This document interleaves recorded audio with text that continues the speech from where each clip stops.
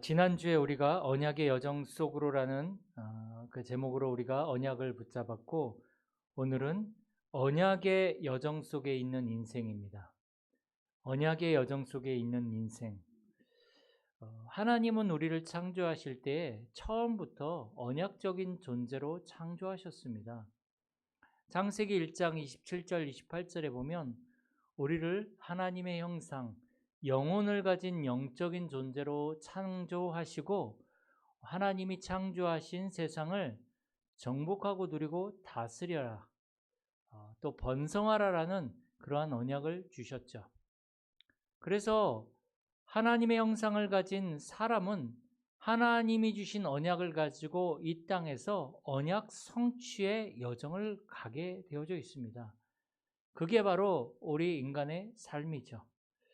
우리의 인생은 내 마음대로 내 뜻대로 살아가는 것 같지만 사실 우리의 인생은 하나님의 언약이 성취되어지는 그 속에 있는 인생입니다. 이것을 놓쳐버리니까 내 생각대로, 내 방법대로 내가 하나님 되어져서 내 인생을 살아가다 보니 내가 어떻게 할 수 없는 그 위기 상황들이 우리의 인생에 찾아오는 것입니다. 하나님은 분명히 우리를 창조하셨을 때에 하나님과 함께하는 존재로 창조하셨습니다. 그러나 우리 인간이 하나님의 말씀에 불순종해서 하나님을 떠남으로 말미암아 언약 속에 있는 인생이 아니라 마귀의 자녀로 지옥 같은 인생을 사는 그러한 존재가 된 거죠. 그러나 하나님께서 다시금 우리를 하나님께로 돌아와서 언약의 인생을 살게 하기 위해서 우리에게 복음을 주셨습니다. 그 복음의 내용이 바로 예수가 그리스도고 십자가에서 우리의 모든 문제를 끝내셨다라는 거죠.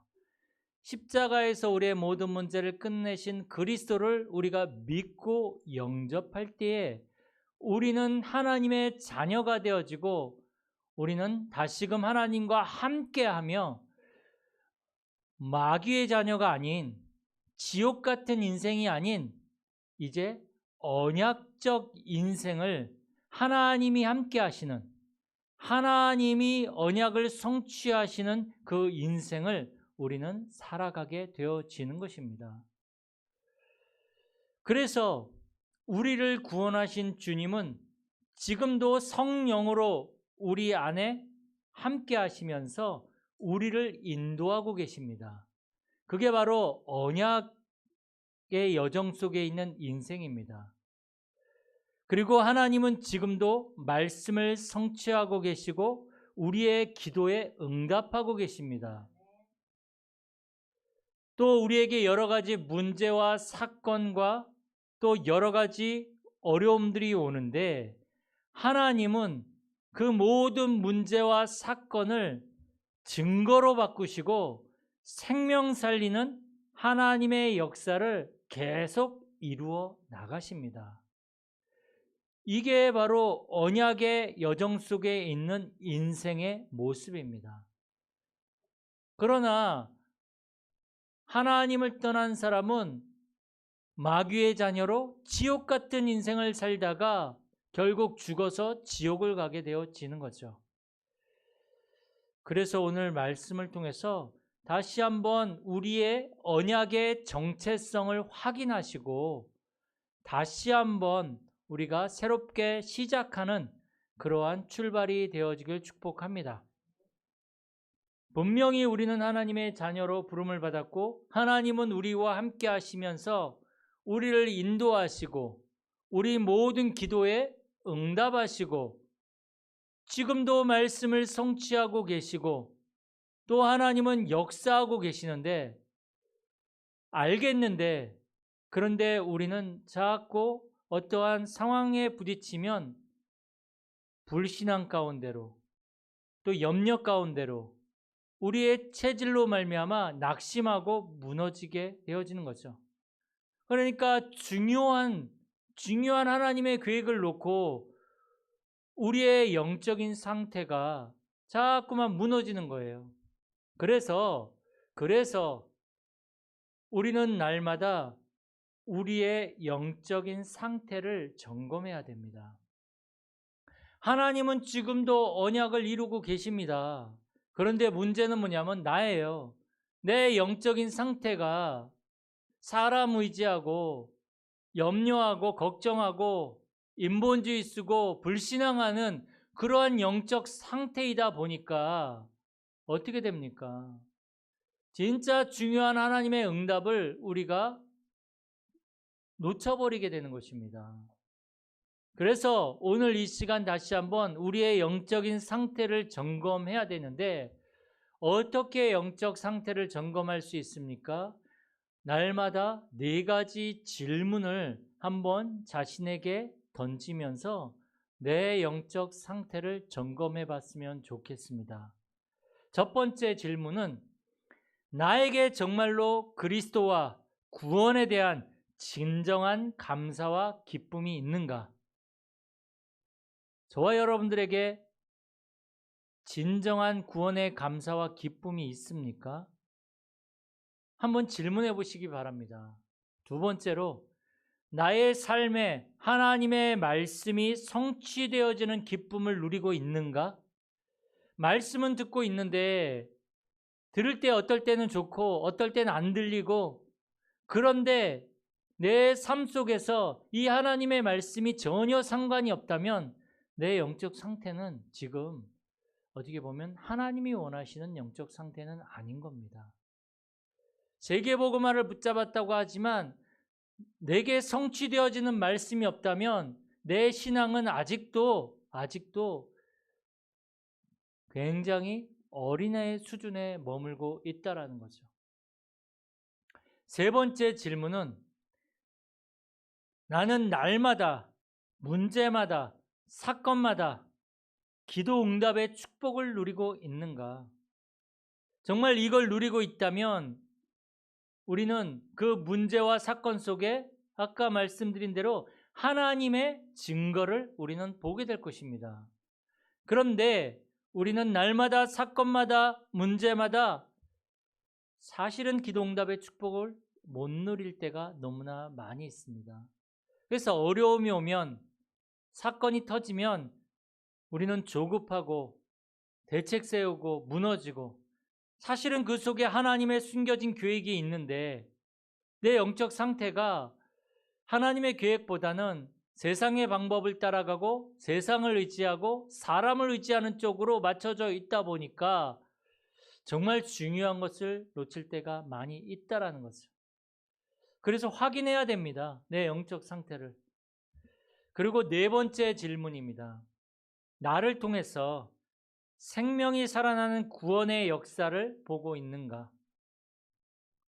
이 4가지를 통해서 나의 영적 상태를 점검해야 됩니다. 지금 뉴스를 우리가 계속 듣고 있고 또 우리가 현장을 이렇게 볼 때에 현장의 상황과 선교지의 이 상황들이 굉장히 안 좋습니다. 진짜 복음이 사라지고 있고 교회는 다 무너지고 있습니다. 매매로 나온 그런 교회들도 굉장히 많습니다.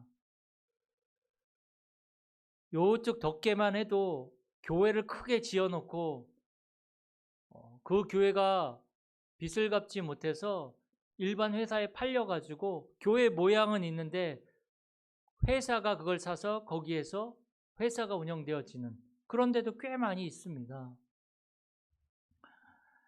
그러면서 현장에는 전혀 말씀 운동이 없기 때문에 이 현장은 사단에게 다 빼앗겨 버린 거죠. 저희 사모와 토요일 날 이 백석 지역과 덕정 지역에 가서 봤지만 이 무슬림들이 기도처를 자기들이 얻어놓고 거기에서 계속 모여서 기도합니다. 길거리에 돌아다니는 사람들 보니까 반 이상이 외국인이에요. 그러고 보니까 할랄 음식을 파는 그 음식점들은 한두 개가 아니에요. 굉장히 많이 이렇게 문을 열고 있더라고요.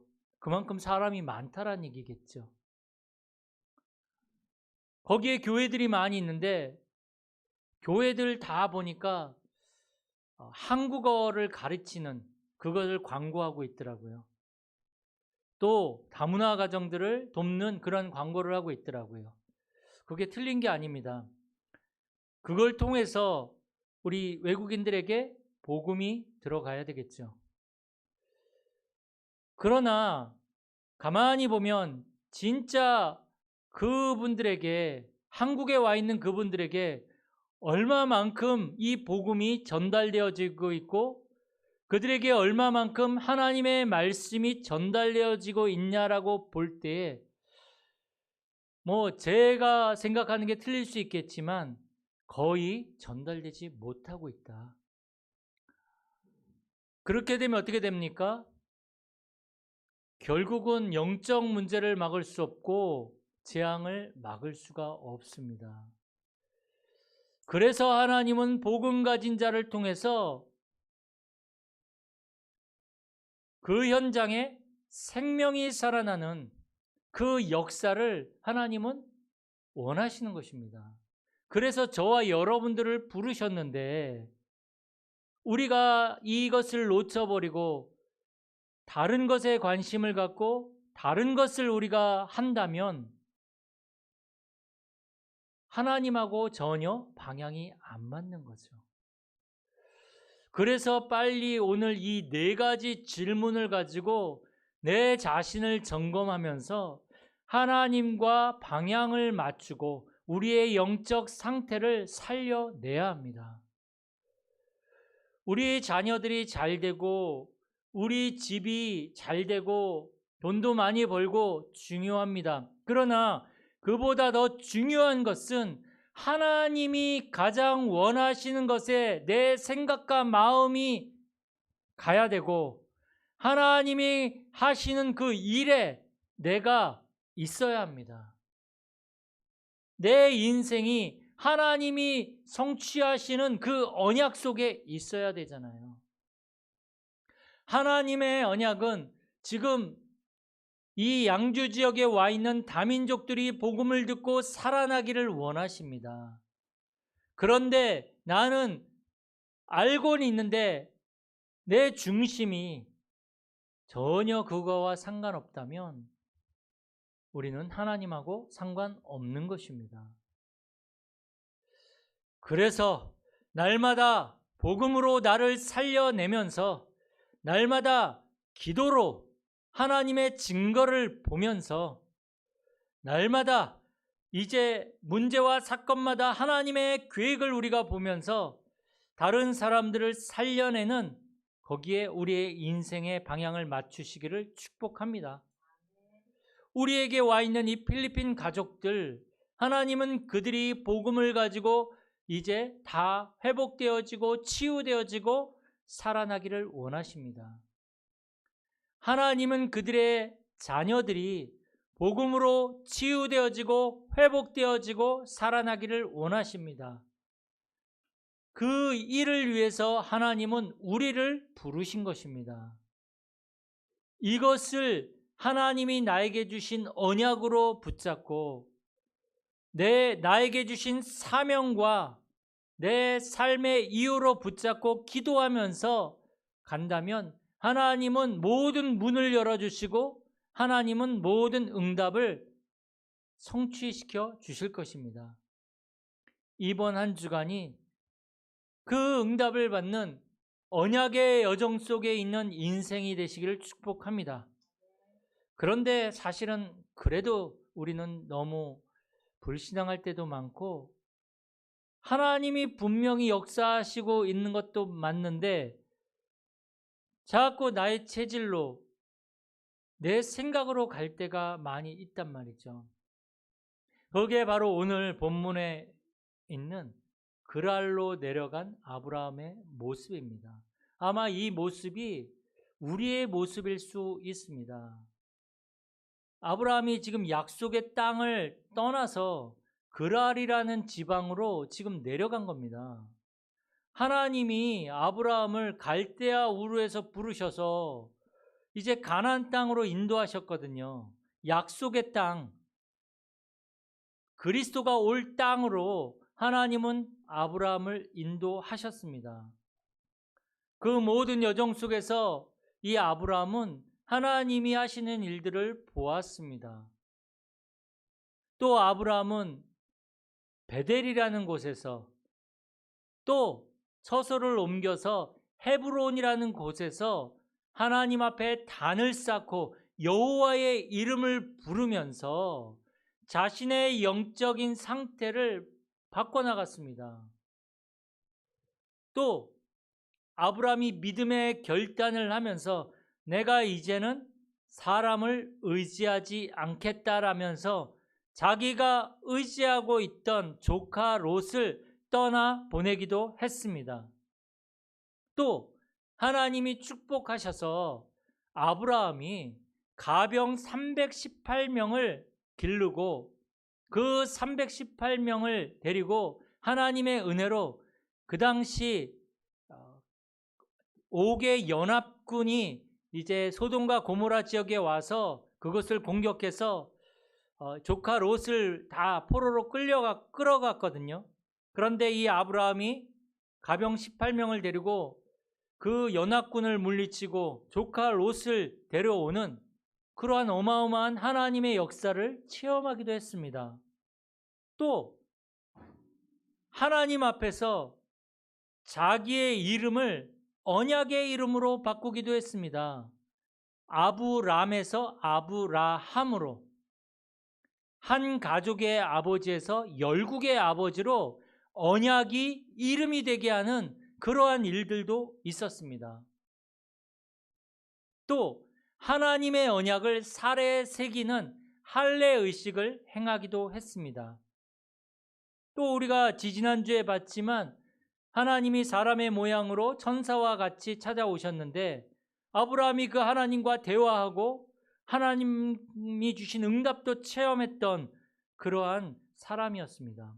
그런데 이유는 모르겠는데 아브라함이 가나안 땅을 떠나서 그랄로 내려갔단 말이죠. 어떻게 보면 아브라함의 불신앙일 수 있죠. 지금 이 가나안 땅을 떠난 지 한 25년 동안 많은 하나님의 은혜와 하나님의 역사를 체험했는데 그 25년의 하나님의 역사와 능력이 무색하게 될 만큼 지금 언약의 땅을 떠나는 그러한 일이 발생하게 된 것입니다. 어떻게 보면 아브라함의 불신앙일 수도 있고 어떤 연유인지 모르겠지만 이익을 따라갔을 수도 있고 그러면서 그랄로 내려가서 자기 부인을 누이라고 이렇게 속이면서 그 부인을 그랄 왕에게 이제 빼앗기는 그러한 장면도 나옵니다. 그런데 하나님이 그날 밤에 그랄 왕에게 나타나셔서 네가 지금 그 여자를 데리고 왔는데 그것 때문에 네가 죽을 것이다. 이렇게 얘기를 합니다. 희한하죠?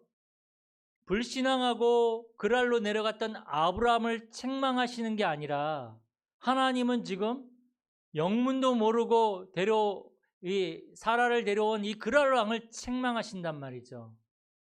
왜 그럴까요? 잘못은 아브라함이 했거든요. 잘못은 아브라함이 했는데 하나님은 아브라함을 책망하지 않으시고 그랄 왕에게 너 죽을래? 지금 이렇게 말씀하고 있는 겁니다. 이것을 우리가 곰곰이 생각해 볼 필요가 있습니다.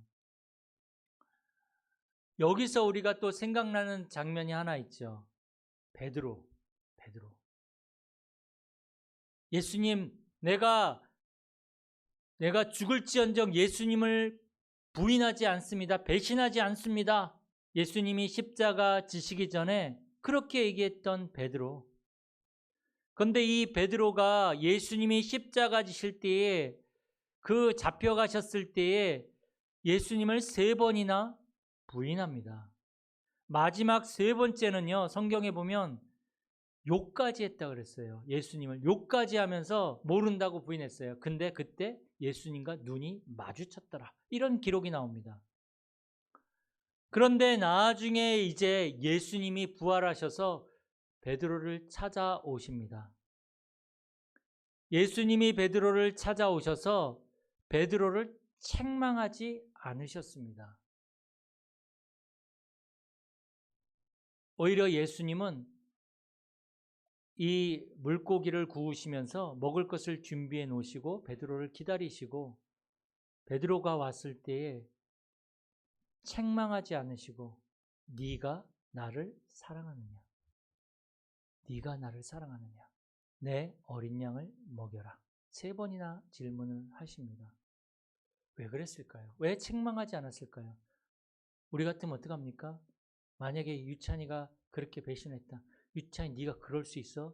내가 너를 어떻게 키웠는데 네가 어떻게 이럴 수 있어? 네가 이렇게 나를 부인하고 배신하고 어떻게 네가 이럴 수 있어? 막 이랬을 건데. 근데 예수님은 그러지 않으시고 네가 나를 사랑하느냐? 예수님은 아신 거죠. 베드로가 진짜 마음이 아니라 베드로의 그 두렵고 무서운 그 영적인 상태, 그 연약함을 예수님은 알고 계신 것입니다. 그럴 수밖에 없는 베드로의 영적인 상태를 예수님은 알고 계시는 거죠. 이 아브라함이 이렇게 할 수밖에 없는 이 영적인 상태를 하나님은 아시는 겁니다. 우리가 언약 속에 있고 언약 성취의 여정을 가고 또 여러 가지 실수와 여러 가지 그러한 상황들이 있지만 하나님은 우리의 영적 상태를 아시고 우리를 책망하시는 것이 아닙니다. 오히려 하나님은 우리 편이 되어 주시고 하나님은 우리를 정말 언약 성취의 여정을 갈 수 있도록 지키시고 보호하시고 하나님은 이끌어 가시는 것입니다. 때론 실수를 해도 때론 넘어져도 그럴 수밖에 없는 나의 영적인 상태를 하나님은 아신다는 것입니다. 우리가 하나님의 자녀 아닙니까? 하나님께서 성령으로 나와 함께 하시고 나를 인도해 가시잖아요. 그럼에도 불구하고 우리는 육신을 가졌기 때문에 때로는 우리는 무너지기도 하고 때로는 우리는 낙심하기도 하지만 그럴 수밖에 없는 나의 영적 상태를 하나님은 아시고 우리를 책망하지 않으시고 다시금 이 연역의 여정을 갈 수 있도록 우리를 이끌어 가신다는 것입니다. 그래서 우리가 문제를 당하고 우리가 어려움을 당했다 할지라도 때로는 나 자신을 보면서 우리가 책망하고 또 나 자신을 보면서 실망할 때도 많이 있을 것입니다. 그러나 하나님은 실망하지 않습니다. 하나님은 우리를 책망하지 않습니다. 그래서 우리는 다시금 십자가에서 우리의 모든 문제를 끝내신 그리스도를 믿음의 눈으로 바라보며 붙잡는 것입니다. 그게 우리에게 있는 특권이고 우리에게 있는 축복입니다. 오늘 이 아브라함이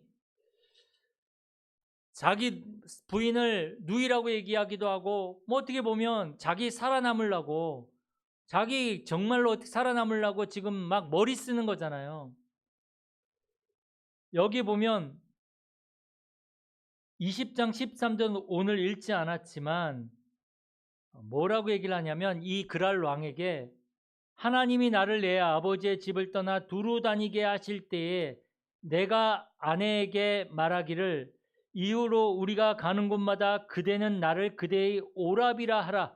이것이 그대가 내게 베풀 은혜라 하였더라.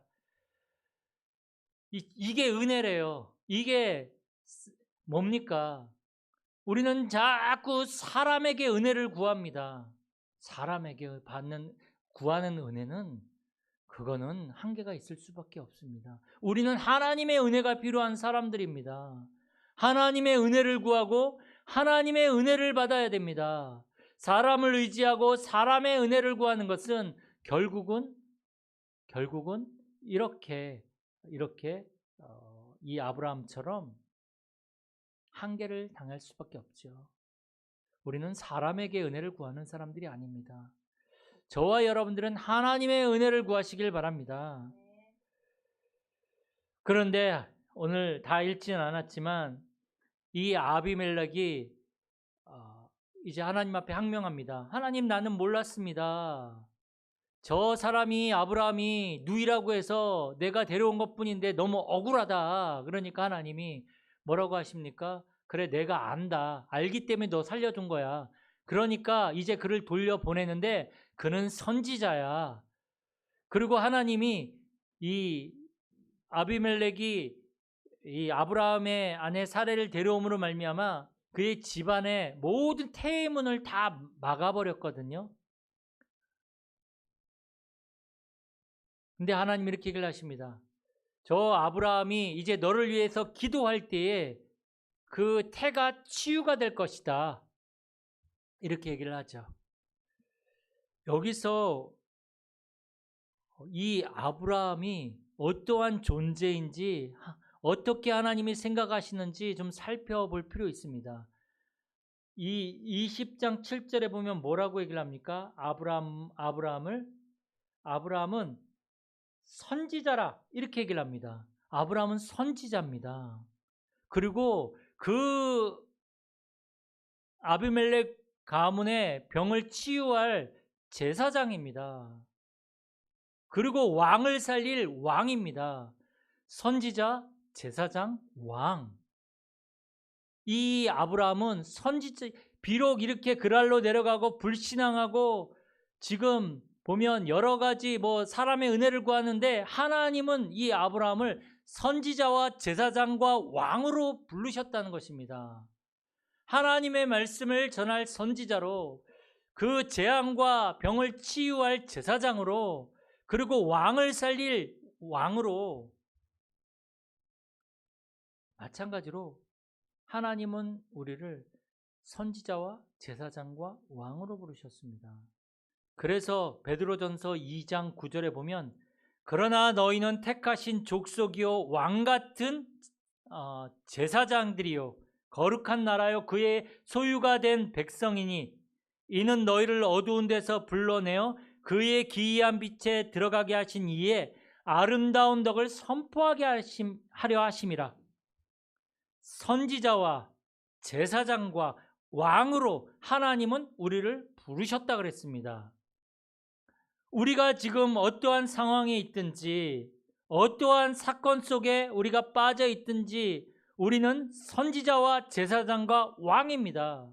재앙을 막을 제사장, 사단의 권세를 깨뜨리실 왕, 다시금 하나님의 나라를 회복할 선지자. 왜 그렇습니까? 그리스도가 우리 안에 계시니 우리가 선지자와 제사장과 왕의 그 사명을 가지고 우리는 그 응답을 가지고 현장을 살리고 나를 살리고 우리는 살아가는 것입니다. 그래서 이제 우리는 빨리 우리의 영적 상태를 바꿔야 합니다. 다시 말해서 영적 미자립을 치유해야 합니다. 영적 미자립이 뭡니까? 미자립, 자립이 안 됐다라는 거거든요. 자립이 안 됐다라는 거. 다른 사람의 도움이 없이는 살아갈 수 없는 게 미자립이란 말이죠. 영적 미자립은 뭡니까? 영적 미자립.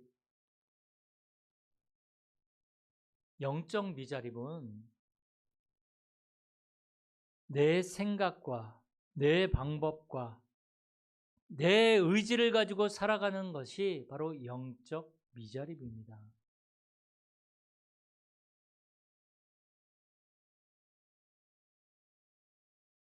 아브라함처럼 사람 의지하고 사람의 은혜를 구하고 인본주의 쓰고 내 방법대로 살아가고 이 모든 것들이 영적 미자립입니다. 불신앙하고 염려하고 걱정하고 갈등하고 영적 미자립입니다. 우리는 정말로 이 영적 미자립에서 벗어나서 영적인 자립의 축복 속으로 들어가야 합니다. 어떻게 들어갈 수 있습니까? 제일 먼저 예배에 성공해야 됩니다. 예배를 통해서 은혜를 받아야 되고 말씀을 통해 힘을 얻고 답을 얻어야 됩니다. 그러면서 이 말씀 속에서 한 단어라도 일주일 동안 계속 그 한 단어를 내가 생각할 수 있다면 우리는 영적 자립 속으로 들어갈 수 있습니다. 한 단어라도, 한 문장이라도, 아니면 이 제목이라도 계속 내가 생각할 수 있다면 우리는 영적 자립의 축복 속으로 들어갈 수 있습니다. 우리는 다른 데서 힘을 얻고 답을 얻는 것이 아니라 하나님의 말씀을 통해 힘을 얻고 답을 얻고 하나님의 은혜를 얻어야 됩니다.